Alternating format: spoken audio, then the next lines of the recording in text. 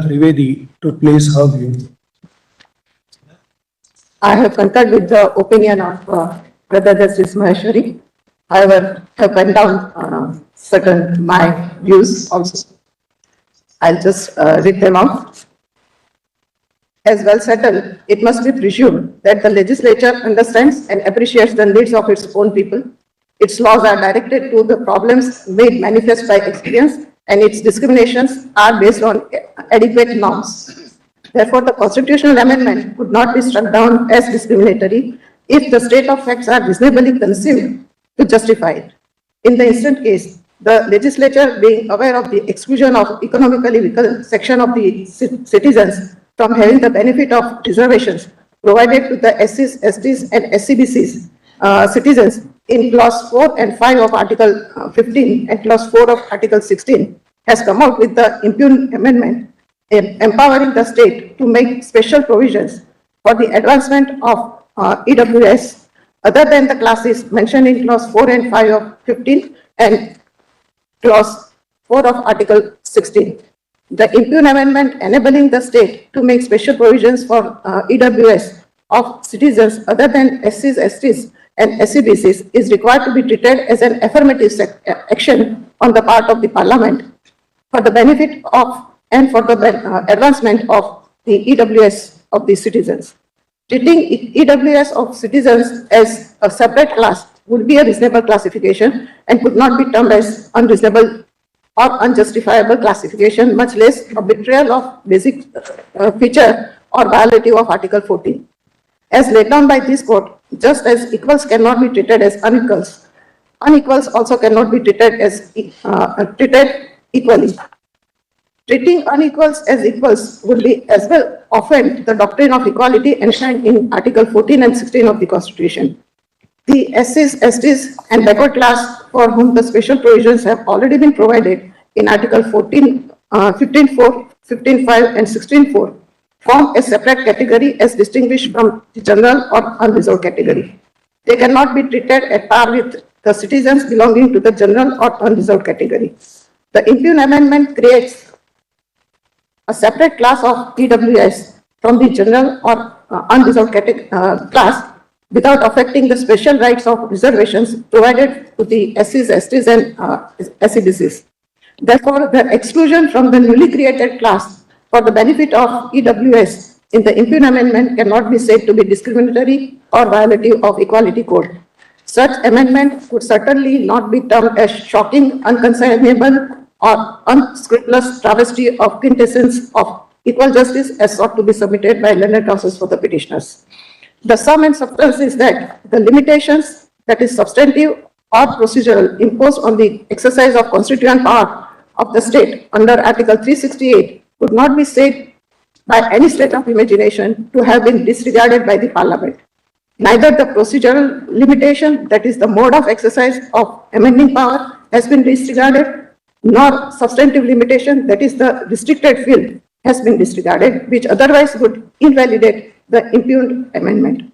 What is visualized in the preamble and what is permissible, both in Part 3 and Part 4 of the Constitution, could not be said to be violative of the basic structure or basic feature of the Constitution.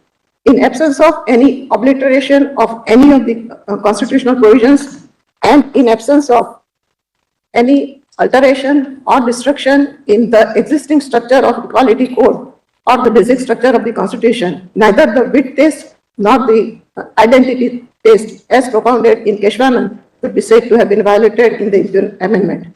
Accordingly, the challenge to the constitutional validity of 103rd Amendment fails and the validity thereof is upheld. And before parting, I have expressed my views on the time span to be prescribed for the reservation policy. I have quoted the observations made by the Constitution Bench in K.C. Vasant Kumar, observations of Justice D.A. Desai, Justice Venkat Ramaiah, Justice Chandrachud as he then was, and also in the case of Ashok Kumar. And at the end, I said,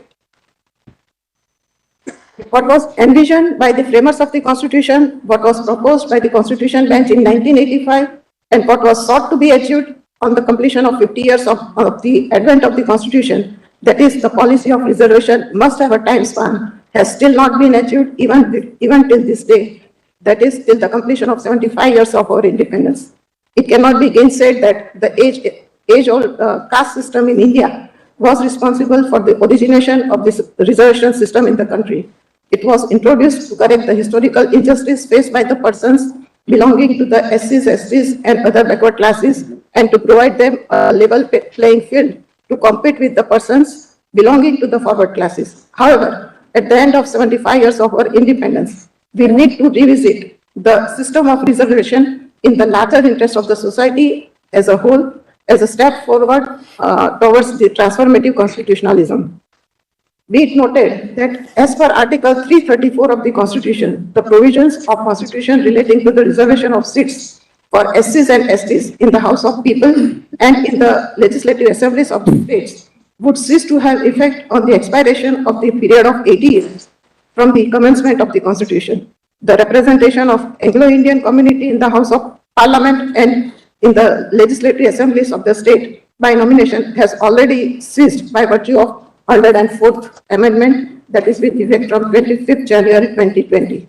Therefore, similar timeline, if prescribed, for the special provisions in respect of the reservations and representations provided in Article 15 and 16 of the Constitution, it would be a way forward leading to an egalitarian, casteless and classless society. Thank you so much.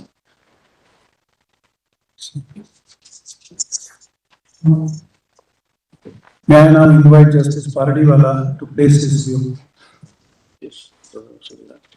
While concurring with my esteemed brother, Justice Maheshwari, and my esteemed sister, Justice Bila Trivedi, and while upholding the validity of the impugned amendment, I have thought fit to observe, I quote, "Thus, reservation is not an end, but a means to secure social and economic justice. Reservation should not be allowed to become a vested interest. Real solution, however, lies in eliminating the causes that have led to the social, educational, and economic backwardness of the weaker sections of the community. This exercise of eliminating the causes started immediately after the independence, that is almost 7 decades back, and it still continues. The long-standing development and the spread of education have resulted in tapering the gap between the classes to a considerable extent. As larger percentages of backward class members attain acceptable standards of education and employment, they should be removed from the backward categories so that the attention can be paid towards those classes which genuinely need help. In such circumstances, it is very much necessary to take into review the method of identification and the ways of determination of backward classes, and also ascertain whether the criteria adopted or applied for the classification of backward is relevant for today's conditions. The idea of Baba Saheb Ambedkar was to bring social harmony by introducing reservation for only 10 years. However, it has continued past 7 decades. Reservation should not continue for an indefinite period of time so as to become a vested interest. In the result, I hold that the impugned amendment is valid and in no manner alters the basic structure of the Constitution. Thank you. Finally, I invite Justice Ravindra Bhatt to place his view.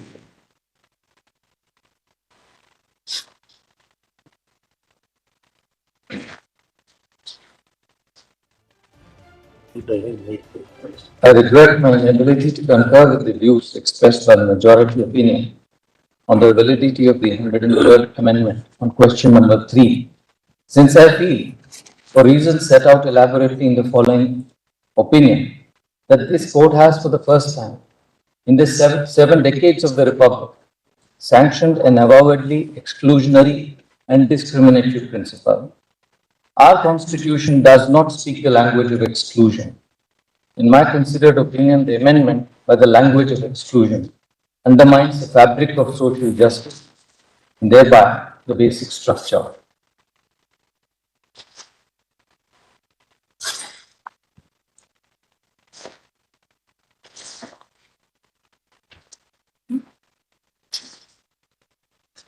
I am of the opinion that the application of the doctrine of classification, differentiating the poorest segments of societies as one segment, that is the poor beneficiaries of reservation, and the other, the poorest who are subjected to additional disabilities due to caste stigmatization or social barrier-based discrimination, the latter being justifiably kept out of the new reservation benefit, is an exercise in deluding ourselves that those getting social and educational backwardness-based reservations are somehow more fortunate.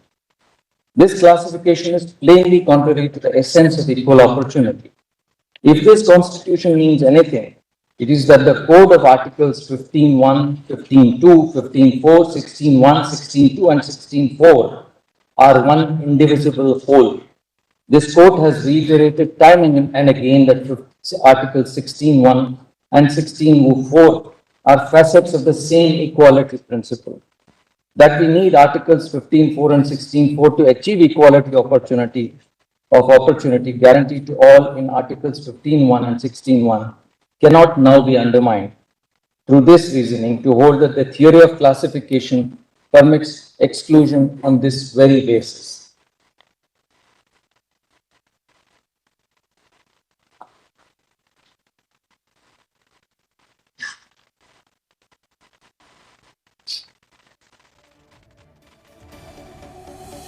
The characterization of including the poor, that is those who qualify for economic eligibility, among those covered under Articles 15.4 and 16.4 in the new reservations under 15.6 and 16.6 as bestowing double benefit is incorrect.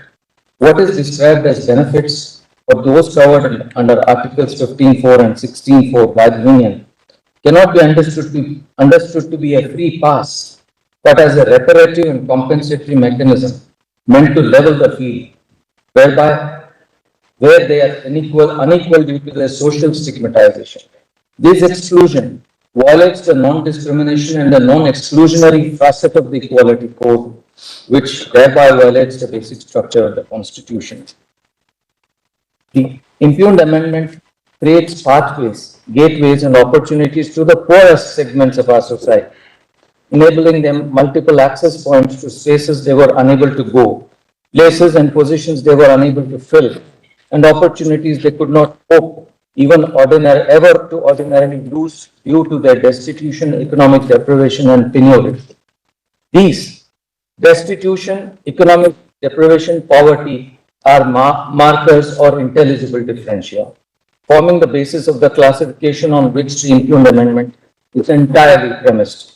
To that extent, the amendment is constitutionally indefeasible. However, by excluding a large section of the equally poor and destitute individuals based on their social backwardness and legally acknowledged caste stigmatization from the benefit of the new opportunities created for the poor, the amendment practices constitutionally prohibited forms of discrimination. The overarching principles under Articles 15.1, 15.2, 16.1 and 16.2 is that caste-based or community-based exclusion, that is the practice of discrimination, is impermissible. Whichever way one would look at it, the Constitution is intolerant towards discrimination and untouchability in all forms and manifestations which are articulated in Articles 15.1, 15.2, 16, 17, 23 and 24. It is it prohibits exclusion based on past discriminatory practices. The exclusion made through the other than exclusionary clause negates these principles and strikes at the heart of the Equality Code, specifically the non-discriminatory principle, which is a part of the core of the Constitution.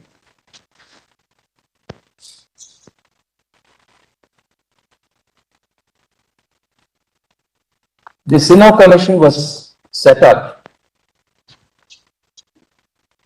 The Cinema Commission was set up to examine the condition of economically backward and suggested measures, including the feasibility of reservations, to improve their law. The report published in July 2010 is based upon the census of 2001 and later surveys. The statistics NSSO 2004-2005, which the report is based on, disclosed that in all 31.7 crore people were below the poverty line, BPL, of which the scheduled caste population was 7.74 crores. That is 38% of the total of the scheduled caste population in the country. Scheduled tribe population was 4.25 crores, that is 48.4% of the total scheduled tribes of the country. 13.86 crores of OBC population, which was 33.1% of the total OBCs, and 5.85 crores of the general category, which is 18.2% the total general category. These facts established that the bulk of the economically weaker sections of the society belong to the classes described in Articles 15.4 and 16.4.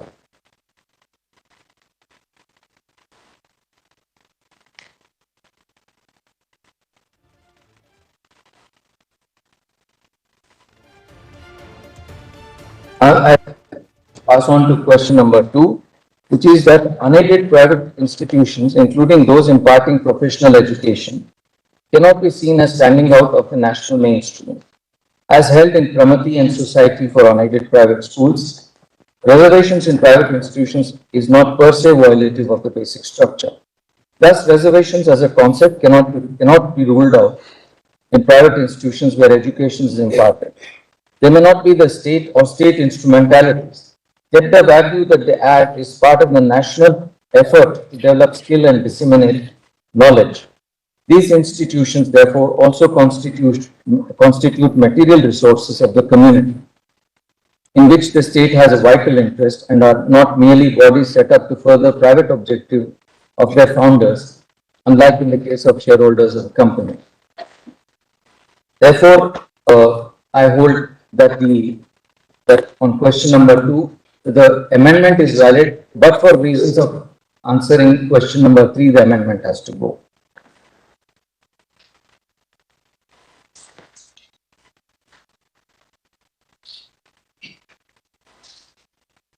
Before I sum up, I wish to address one point which the majority has dealt with, but more as a note of caution, because it is not necessary for me to deal with that aspect, which is the 50% cap. It is pertinent to note that the breach of the 50% limit is the principal ground of attack of the 76th Constitutional Amendment, 1994, which is inserted as entry 257A. The Tamil Nadu Backward Classes, Scheduled Caste and Scheduled Tribe Reservation of Seats in Educational Institutions under the State Act 1993. The validity of that enactment and whether the inclusion by the Constitutional Amendment violates the basic structure is directly an issue in a batch of cases pending before this court. The view of the members of this bench constituting a majority that the creation of another class which can be a recipient of up to 10% of reservation over and above 50% permitted under 15.4 or 16.4, in my considered opinion, therefore has a direct bearing on the likely outcome in the challenge in that proceeding. I would therefore sound this cautionary note, since this judgment may well seal the fate of the pending litigations without the benefit of hearing in those proceedings. The last reason why I find myself unpersuaded to agree with the opinion that the amendments, by creating a different kind of criteria, have to be viewed separately, and that Indira Sani was confined to reservations under 15.4 and 16.4 is because permitting the breach of the 50% rule, as it were, through this reasoning becomes a gateway for further infractions, which in fact would result in compartmentalization. The rule of reservation could well then become the rule of equality or the right to equality, could then be easily reduced to a right to reservation, leading us back to the days of Champakam Durai Raja. In this regard, the observations of Ambedkar have to be kept in mind that reservations are to be seen as temporary and exceptional, or else they could eat up the rule of equality. The fraternal principle, I am now summing up, The fraternal principle is deeply embedded to this nation's ethos and culture. The specific provisions which form part of the Equality Code are inextricably intertwined with fraternity as well. It is fraternity and no other idea which acknowledges that ultimately all individuals are human beings born through the same natural process, subject to the same physical limitations, and finally leave this world at an unknown time but are sure to live. Fraternity as a concept, awakens humans to the reality that despite our apparent or superficial differences, ethnic, religious, caste, gender, origin, or economic status, the institutions we create need our collective cooperation and individual commitment. Every social order invariably contains individuals with differences, be it grounded on ethnicity, wealth, talent, or realization of one's abilities. The diversities abound. The idea of fraternity is to awaken to the consciousness of each member of society that our institutions which are created, the ideas that we develop, and the progress that we wish to achieve cannot be in isolation, by separation, but with cooperation and harmony. On this, I want to highlight the words of two social reformers, which demonstrate that the principle of fraternity and the ideas and values connected to it are not new, but in fact transcend time. Swami Vivekananda's message in his address to the World Parliament of Religions in Chicago on 11 September 1893 has the theme of universal brotherhood of all, that differences in religion, the exclusion of one of other would fade. He evocatively said, if anybody dreams of the exclusive survival of his own religion and destruction of others, I pity him from the bottom of my heart and point out to him the hammer, the banner of every religion will soon be written, in spite of resistance, help and not fight, assimilation and not destruction, harmony and peace and not dissension. Aurobindo too was conscious of the need for fraternity. In a speech delivered in Howrah in 1909, he presciently said, again there is fraternity. It is the last term of the gospel. It is the most difficult to achieve, still it is a thing towards which all religions fall and human aspirations rise. There is discord in life, but mankind yearns for peace and love. This is the reason why the Gospels will preach brotherhood, which preach brotherhood, spread quickly, and excite passionate attachment. This was the reason for the rapid spread of Christianity. This was the reason of Buddha's spread in the country and throughout Asia. This is the essence of humanitarianism, the modern gospel of love for mankind. None of us have achieved our ideals, but human society has always attempted an imperfect and limited fulfillment of them. It is the nature, the dharma of humanity, that it should be unwilling to stand alone. Every man seeks the brotherhood of his fellow, and we can only live by fraternity with others. Through all its differences and discords, humanity is striving to become one.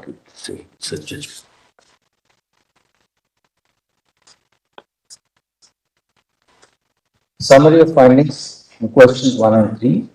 On question 1, it is held that the state's compelling interest to fulfill the objectives set out in the directive principles through special provisions on the basis of economic criteria is legitimate.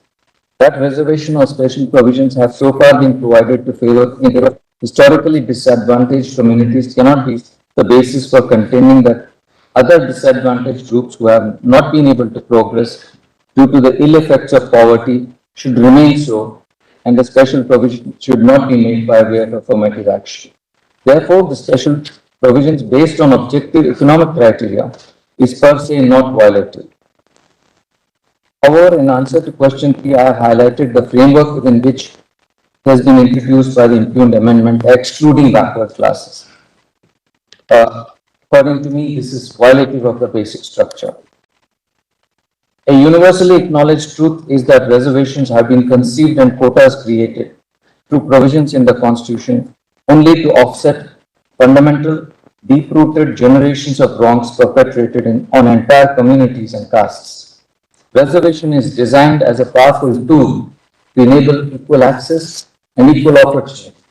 introducing the economic basis for reservation as a new criterion is permissible.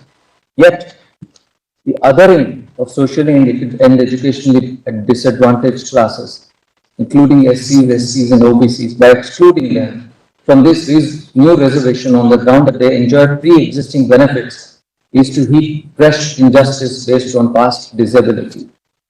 The exclusionary clause operates in an utterly arbitrary manner. First, it others those subjected to socially questionable and outlawed practices, though they are amongst the poorest sections of the society.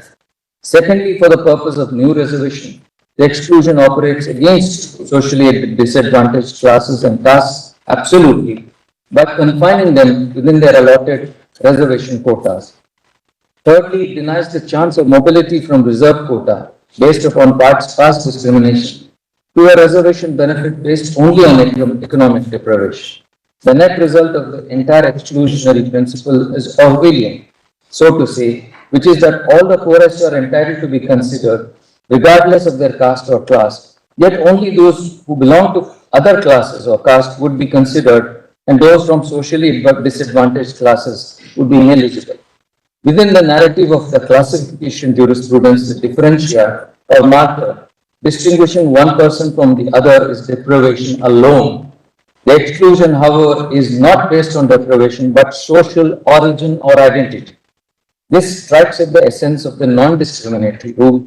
Therefore, the total and absolute exclusion of constitutionally recognized backward class of citizens is nothing but discrimination, which reaches to the level of undermining and destroying the equality code, and particularly the principle of non-discrimination. Therefore, on question 3, it is clear that the impugned amendment and the classification it creates is arbitrary, results in hostile discrimination of the poorest segments of society that are socially and educationally backward and are subjected to caste discrimination. For these reasons, Articles 15(6) and 16(6) are struck down and held to be violative of the Equality Code, particularly the principles of non-discrimination and non-exclusion, which form an inextricable part of the basic structure of the Constitution.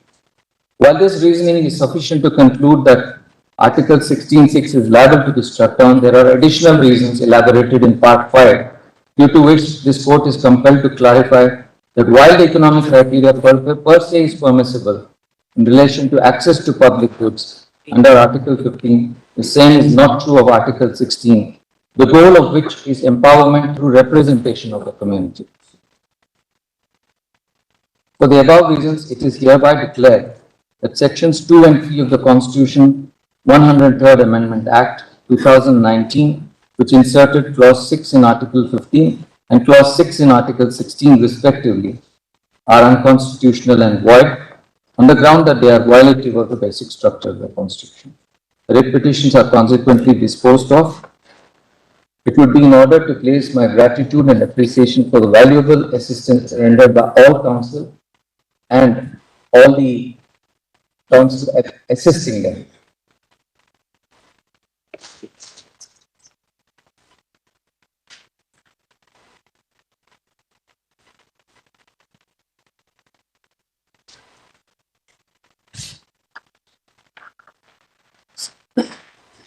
I have concurred with the view taken by Honorable Justice Ravindra Bhatt in its entirety.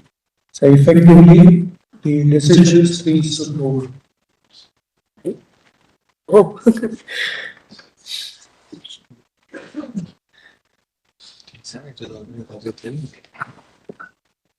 So immensely grateful to your lordship. We are expressing a deep gratitude for the assistance rendered by every one of you in whatever capacity as the lead counsel, as even as nodal counsel. These two counsel did excellent job.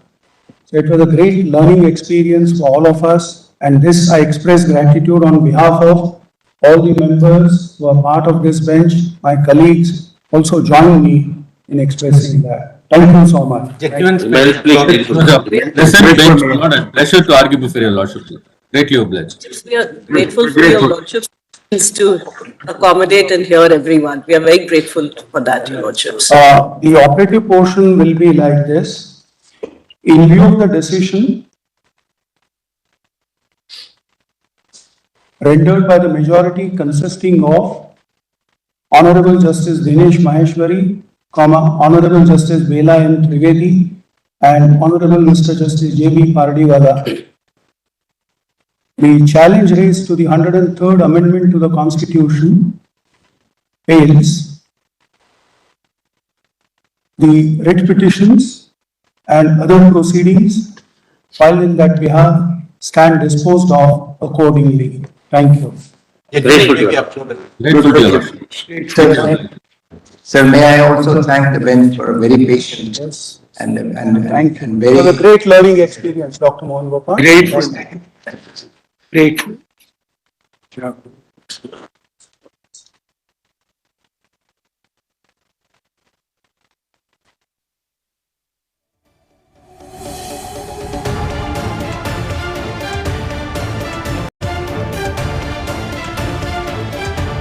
தமிழ்நாட்டில் 69% இடஒதுக்கீடு அங்குள்ள SC/ST மக்கள் தொகையை கணக்கில் கொண்டு பின்பற்றப்படுகிறது என்று நீதிபதி ரவீந்திர பட் தெரிவித்திருக்கிறார். பொருளாதாரத்தில் பின்தங்கிய உயர் வகுப்பினருக்கான 10% இடஒதுக்கீட்டிற்கு எதிரான வழக்கில் தீர்ப்பு வழங்கப்பட்டிருக்கின்றது. 5 நீதிபதிகள் கொண்ட அமர்வில் 4 நீதிபதிகள் 10% இடஒதுக்கீட்டை உறுதி செய்திருக்கிறார்கள். நீதிபதி ஸ்ரீபதி ரவீந்திர பட் மட்டும் இந்த 10% இடஒதுக்கீட்டிற்கு எதிர்ப்பு தெரிவித்திருக்கிறார். SC/ST OBC பிரிவினரை புறந்தள்ளி இடஒதுக்கீடு என்பது அரசியல் சாசனத்தில் அனுமதிக்காத ஒன்று என்றும் அவர் குறிப்பிட்டிருக்கிறார். இந்த 10% இடஒதுக்கீடானது சமத்துவம் என்ற அரசியல் சாசனத்தை தாக்குவது போல் உள்ளது என்றும் அவர் தெரிவித்திருக்கிறார். 5 நீதிபதிகள் கொண்ட அமர்வில் 4 நீதிபதிகள் 10% இடஒதுக்கீட்டை உறுதி செய்திருக்கிறார்கள். அது மட்டுமல்லாமல் நீதிபதிகள் பல்வேறு கருத்துக்களையும் முன்வைத்திருக்கிறார்கள். இடஒதுக்கீடு கொள்கையை மறு ஆய்வு செய்ய வேண்டிய நேரம் வந்துவிட்டது என்று நீதிபதி மகேஸ்வரி தெரிவித்திருக்கிறார். உள்நோக்கங்கள் கொண்ட காரணியாக இடஒதுக்கீடு கொள்கை மாறக்கூடாது என்றும் நீதிபதி தெரிவித்திருக்கிறார். இடஒதுக்கீடு 50% மீற அனுமதிப்பது என்பது மேலும் மீறல்களுக்கு வழிவகுக்கும் என்றும் நீதிபதி ரவீந்திர பட் தெரிவித்திருக்கிறார். 5 நீதிபதிகளில் 4 நீதிபதிகள் முன்னேறிய வகுப்பினருக்கான 10% இடஒதுக்கீட்டை உறுதி செய்திருக்கிறார்கள். நீதிபதி ரவீந்திர பட் மற்றும் இதற்கு எதிர்ப்பு தெரிவித்திருக்கிறார். 10% இடஒதுக்கீடு என்பது சமத்துவம் என்ற அரசியல் சாசனத்தின் இதயத்தை தாக்குவது போல் உள்ளது என்றும் தெரிவித்திருக்கிறார்.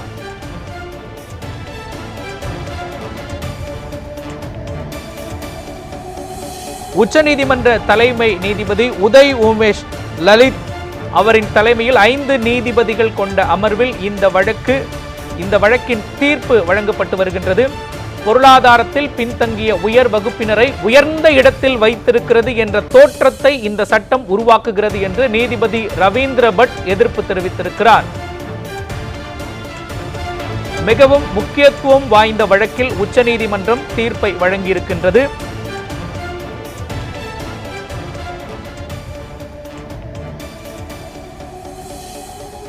%50 இடஒதுக்கீட்டை மீற அனுமதிப்பது என்பது மேலும் மீறல்களுக்கு வழிவகுக்கும் என்றும் 10% இடஒதுக்கீட்டுக்கு எதிர்ப்பு தெரிவித்த நீதிபதி ஸ்ரீபதி ரவீந்திர பட் தெரிவித்திருக்கிறார்.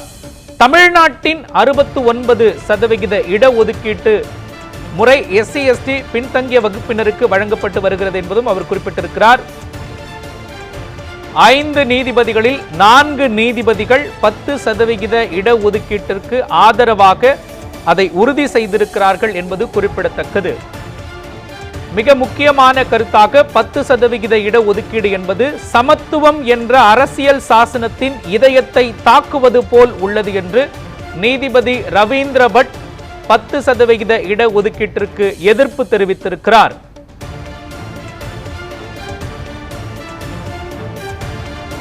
மேலும் பொருளாதாரத்தில் பின்தங்கிய உயர் வகுப்பினருக்கு உயர்ந்த இடத்தில் வைத்திருக்கிறது போன்ற தோற்றத்தை இந்த 10% இடஒதுக்கீடு சட்டம் உருவாக்குகிறது என்ற கருத்தையும் அவர் முன்வைத்திருக்கிறார்.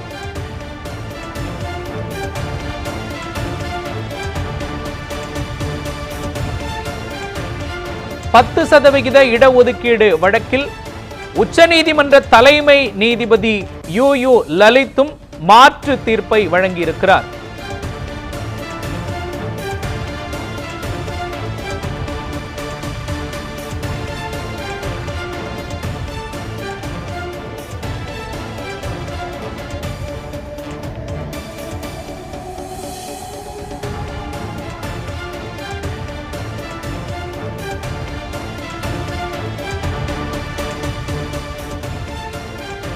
குறிப்பிடத்தகுந்த மிக முக்கியமான திருப்பமாக 5 நீதிபதிகளில் 3 நீதிபதிகள் முன்னேறிய வகுப்பினருக்கான 10% இடஒதுக்கீட்டை உறுதி செய்திருக்கிறார்கள்.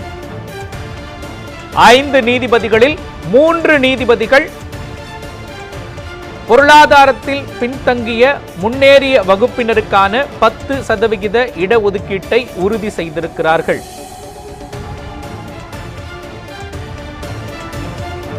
பொருளாதாரத்தில் பின்தங்கிய உயர் வகுப்பினரை உயர்ந்த இடத்தில் வைத்திருக்கிறது என்ற தோற்றத்தை இந்த 10% இடஒதுக்கீடு சட்டம் உருவாக்குகிறது என்று நீதிபதி ஸ்ரீபதி ரவீந்திர பட் எதிர்ப்பு தெரிவித்திருக்கிறார். மேலும் பொருளாதாரத்தில் பின்தங்கிய உயர் வகுப்பினருக்கான 10% இடஒதுக்கீட்டை எதிர்க்கிறேன் என்றும் நீதிபதி ஸ்ரீபதி ரவீந்திர பட் தனது கருத்தை பதிவு செய்திருக்கிறார்.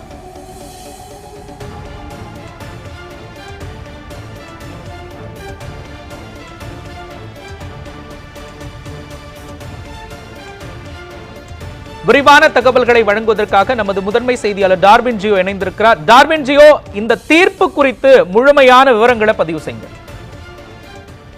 பொருளாதாரத்தில் பின்தங்கிய உயர் வகுப்பினருக்கு கல்வி வேலை வாய்ப்பு 10% இடஒதுக்கீடு வழங்க வேண்டும் என்ற 103வது சட்ட திருத்தத்தை எதிர்த்து உச்சநீதிமன்றத்தில் பல்வேறு வழக்குகளானது தாக்கல் செய்யப்பட்டிருந்தது. குறிப்பாக திமுக உள்ளிட்ட கட்சிகள் இந்த வழக்கில் தங்களை இணைத்துக் கொண்டிருந்தார்கள். அதே போன்று தலித் அமைப்புகள் உள்ளிட்ட பிற அமைப்புகளும் இந்த வழக்கில் தங்களை ஒரு மனுதாரராக இணைத்துக் கொண்டிருந்தார்கள். இந்த வழக்கானது தலைமை நீதிபதி யூ லலித் மற்றும் நீதிபதிகள் தினேஷ் மகேஸ்வரி, ரவீந்திர பட், பீலா திரிவேதி மற்றும் ஜே.பி. பர்திவாலா ஆகிய அடங்கிய அரசியல் சாசன அமர்வில் விசாரிக்கப்பட்டு வந்தது. தொடர் விசாரணை என்பது நடைபெற்று வந்தது. இந்நிலையில்தான் தற்போது இன்று இந்த தீர்ப்பானது வழங்கப்பட்டிருக்கிறது. குறிப்பாக முன்னதாக இந்த விசாரணையின் போது பல்வேறு தரப்பு வாதங்கள் வைக்கப்பட்டிருந்தன. குறிப்பாக தமிழகத்திலிருந்து ஒழித்த வாதம் என்னவென்றால், ஒரு பொருளாதாரத்தின் அடிப்படையை மட்டும் கணக்கில் கொண்டு ஒருவருக்கு இடஒதுக்கீடு என்பது வழங்கக்கூடாது. காரணம் என்னவென்றால், சமூக நிலையை அவர்கள் கணக்கில் எடுத்துக் கொள்ள வேண்டும்.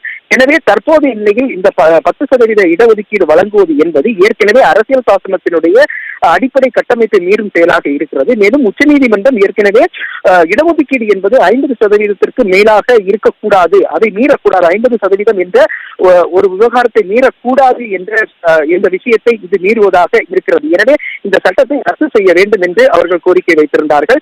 மேலும் சோசியோ எக்கனாமிக் கிளாஸ் என்பதை தான் பார்க்க வேண்டுமே தவிர, எக்கனாமிக் கிளாஸ் என்று சொல்லக்கூடிய அந்த பொருளாதாரத்தில் அடிப்படையை மட்டும்தான் கணக்கில் கொண்டு கூடாது என்பதை தெள்ள தெளிவாக வாதத்தில் பதிவு செய்திருக்கப்பட்டது. அதே வேளையில் 10%க்கு ஆதரவானவர்கள் வாதிடும் போது இந்த 10% என்பது ஏற்கனவே பல்வேறு தரப்பில் இருக்கக்கூடிய பல மக்களுடைய நிலையை கருத்தில் கொண்டுதான் அவர்களுக்கு இந்த வழங்கப்பட்டிருக்கிறது. அவர்கள் உயர் வகுப்பில் இருக்கிறார்கள் என்ற ஒரு காரணத்திற்காக அவர்களும் சமூகத்தில் பின்தங்கிய நிலையில் தான் இருக்கிறார்கள் பொருளாதாரத்தின் அடிப்படையில். எனவே அவர்களையும் இந்த விவகாரத்தில் முன்னேற்றுவதற்கான பாதையாக இருக்க வேண்டும். வளர்ச்சி என்பது ஒருங்கிணைந்த ஒரு வளர்ச்சியாக இருக்க வேண்டும். முன்னேற்றம் என்பதும் அதற்கு ஈடாகத்தான் இருக்க வேண்டும் என்பதே இந்த சட்டத்திருத்தினுடைய மிக முக்கியமான விஷயமாக பார்க்கப்படுகிறது. எனவே இந்த சட்ட திருத்தத்தை உறுதிப்படுத்த வேண்டும் என்ற அந்த கோரிக்கையும் வைக்கப்பட்டிருந்தது.